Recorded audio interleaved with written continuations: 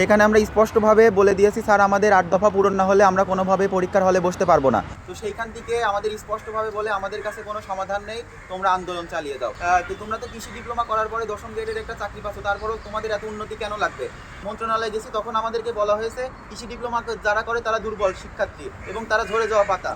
জাতির কাছে আমার একটি প্রশ্ন, যে খামারবাড়ির মতো একটি গুরুত্বপূর্ণ জায়গায় থেকে তারা কিভাবে বলে দেশের পরিস্থিতি এখন কেমন আমরা সবাই জানি, এই পরিস্থিতির মধ্যে তারা আমাদেরকে আন্দোলন কেমন করে চালিয়ে যেতে বলে? এই প্রশ্ন আমার জাতির কাছে রয়ে গেল। তো তোমরা তো কৃষি ডিপ্লোমা করার পরে 10ম গ্রেডের একটা চাকরি পাচ্ছ, তারপরেও তোমাদের এত উন্নতি কেন লাগবে? মন্ত্রণালয়ে গেছি তখন আমাদেরকে বলা হয়েছে কৃষি ডিপ্লোমা যারা করে তারা দুর্বল শিক্ষার্থী এবং তারা ঝরে যাওয়া পাতা।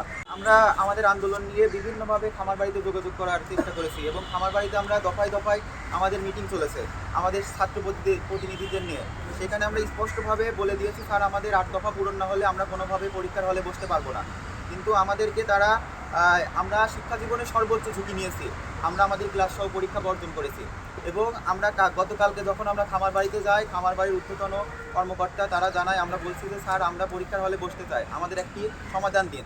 তো সেইখান থেকে আমাদের স্পষ্টভাবে বলে আমাদের কাছে কোনো সমাধান নেই, তোমরা আন্দোলন চালিয়ে দাও। জাতির কাছে আমার একটি প্রশ্ন, যে খামার বাড়ির মতো একটি গুরুত্বপূর্ণ জায়গায় থেকে তারা কিভাবে বলে দেশের পরিস্থিতি এখন কেমন আমরা সবাই জানি, এই পরিস্থিতির মধ্যে তারা আমাদেরকে আন্দোলন কেমন করে চালিয়ে যেতে বলে? এই প্রশ্ন আমার জাতির কাছে রয়ে গেল। একটা হচ্ছে আমাদেরকে বিভিন্ন জায়গা থেকে বলা হচ্ছে তোমরা জানো কৃষি ডিপ্লোমাতে বিএসসি নেই, তারপরে কেন কৃষি ডিপ্লোমাতে ভর্তি হয়েছে। আসলে কৃষি ডিপ্লোমাতে বিএসসি নেই, এই বিষয়টা কোন জাতি চায় না তার উন্নতি হোক, এবং আমাদেরকে বলা হয়েছে তোমাদের তোমরা তো কৃষি ডিপ্লোমা করার পরে 10ম গ্রেডের একটা চাকরি পাচ্ছ, তারপরেও তোমাদের এত উন্নতি কেন লাগবে? আমরা ডিসি স্যার সহ ইউএনও স্যার সহ খামার বাড়ি সহ বিভিন্ন জায়গাতে আমরা গত 9 মাস ধরে আমাদের স্মারকলিপি সহ বিভিন্ন কার্যক্রম চালিয়ে আসছি, কিন্তু এইখান থেকে আমাদের কোনো আশ্বাস দেওয়া হয়নি এবং আমাদেরকে গতকালকে স্পষ্টভাবে জানিয়ে দেওয়া হয়েছে তাদের কাছে কোনো সমাধান নেই। আমাদের প্রতিষ্ঠানে বিসিএস ক্যাডার আছে, তারা আমাদেরকে শিক্ষাদান করে, আমরা আমাদের শিক্ষকের কাছ থেকে শিক্ষা নেওয়ার পরে আমরা সেই শিক্ষকের জায়গায় যাইতে পারি না, আমরা বিসিএস পরীক্ষা দিতে পারি না। কেন আমাদের সাথে এই বৈষম্য করা হচ্ছে? এবং একটি বিষয় আমাদেরকে স্পষ্ট করে, যখন আমরা 9 মাস আগে যখন আমরা মন্ত্রণালয়ে গেছি তখন আমাদেরকে বলা হয়েছে কৃষি ডিপ্লোমা যারা করে তারা দুর্বল শিক্ষার্থী এবং তারা ঝরে যাওয়া পাতা। তো আমার একটি প্রশ্ন, যে আমাদেরকে গাইড করে 4টি বছর বিসিএস ক্যাডার, তারা বাংলাদেশের সর্বোচ্চ মেধাবী, তারা যদি আমাদেরকে গাইড করার পরেও আমাদেরকে দুর্বল বলে আখ্যায়িত করা হয়, তাহলে আমরা কাদের থেকে শিক্ষা নিলে আমরা আরও মেধাবী হয়ে উঠবো?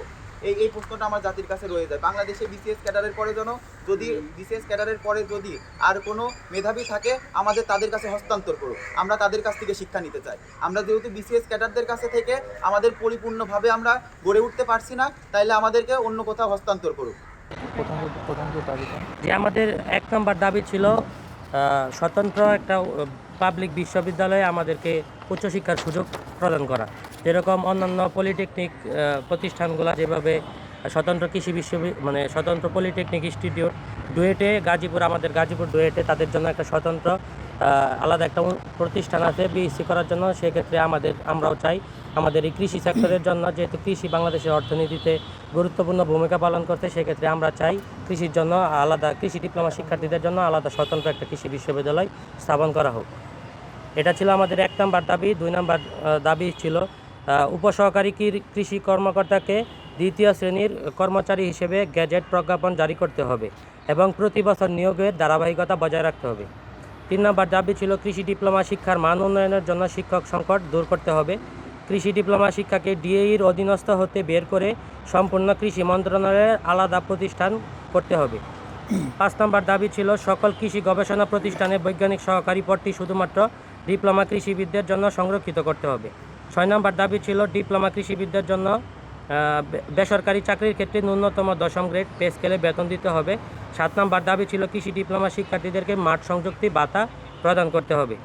8 নম্বর দাবি ছিল উপসহকারী কৃষি কর্মকর্তাদের চাকরি প্রবেশের পর ন্যূনতম 6 মাসের ফাউন্ডেশন ট্রেনিং দিতে হবে। এ ছিল আমাদের 8 দফা দাবি। এটা আমরা বিগত 1.5 বছর আগে থেকে স্মারকলিপি প্রদান করে আসছি, বিভিন্ন ফর্মালিটি প্রদান করে আসছি। তারপর আমরা সর্বশেষ 21শে এপ্রিল 2025 আমরা এগ্রি ব্লকেট কর্মসূচি করেছিলাম।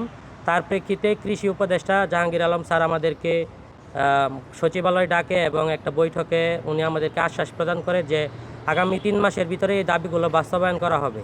তার প্রেক্ষিতে আমরা আন্দোলন থেকে সরে আসি। দীর্ঘ 7 মাস অতিবাহিত হয়ে যাওয়ার পরও সুনির্দিষ্ট দাবি বাস্তবায়নের কোনো পদক্ষেপ ওনারা গ্রহণ করেন নাই। তারপর আমরা বিভিন্ন মহলে আবার এই বিষয়গুলো জানান দেই। পরবর্তীতে আমরা ক্লাস বর্জন থেকে শুরু করে রাস্তা ব্লকেট কর্মসূচি পর্যন্ত আমরা আমাদের আন্দোলন এই পর্যন্ত নিয়ে আসছি। কিন্তু বর্তমান প্রেক্ষাপট, দেশের সার্বিক পরিস্থিতি, বাংলাদেশের কৃষি ডিপ্লোমা শিক্ষার্থীরা দেশের পরিস্থিতি চিন্তা করে আমরা আন্দোলন বর্তমানে প্রত্যাহার করতে চাই। কিন্তু সংশ্লিষ্ট কর্তৃপক্ষের কাছে এই বিষয়টা জানানোর পর তারা আমাদেরকে জানায় যে আমাদের হাতে কিছু নাই, আমরা এই দাবিগুলা বাস্তবায়ন করব, কিন্তু এখন স্পষ্ট কোনো প্রজ্ঞাপন বা এই বিষয়ে আমরা কোনো পদক্ষেপ গ্রহণ করতে পারবো না। তোমরা আন্দোলন চালিয়ে যেতে চাইলে তোমরা আন্দোলন চালিয়ে যেতে চাও। তো ঊর্ধ্বতন কর্মকর্তা বা প্রশাসন কি চায়? দেশে কি বিশৃঙ্খলা সৃষ্টি হোক, জনদুর্ভোগ সৃষ্টি হোক? আমরা এই বিষয়গুলো ওনাদেরকে সংশ্লিষ্ট প্রশাসনকে জানানোর পর তারা আমাদেরকে স্পষ্ট ভাষায় বলে দেয় যে তোমরা আন্দোলন চালিয়ে যাও, আমাদের হাতে কিছু নেই, আমরা কিছুই করতে পারবো না। তা আমাদের প্রশ্ন হচ্ছে, ঊর্ধ্বতন প্রশাসন কি চায়? দেশে কি বিশৃঙ্খলা হোক, এরকম কিছু চাই? এটা আপনাদের মাধ্যমে আমরা সকলকে জানিয়ে দিতে চাই। আপনাদের পরবর্তী পদক্ষেপ? আমাদের কিছু প্রশ্ন আছে, আমরা এই প্রশ্নগুলা প্রথমে আপনারা দেই, পরবর্তী কর্মসূচি সর্বশেষ ঘোষণা করা হবে। আমাদের প্রথম প্রশ্ন হচ্ছে, আমরা দেশে দেশে সবার সাথে দ্য নিউজ।